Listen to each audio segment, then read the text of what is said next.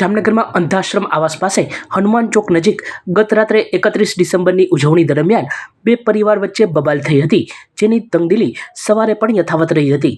આ ઘટનામાં અમુક લોકો અગાશી ઉપરથી પથ્થરમારો કરી રહ્યા હોય એવા વિડીયો વાયરલ થયા છે। ઘટનાના કથિત વિડીયોને પગલે ખળભળાટ થયો છે।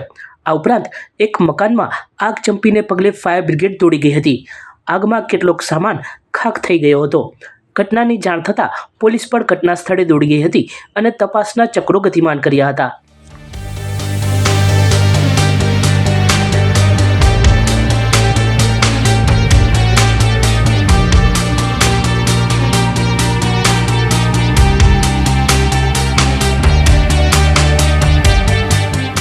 સચોટ સમાચારો સૌથી ઝડપી મેળવવા માટે અમારી ચેનલને સબસ્ક્રાઇબ કરો।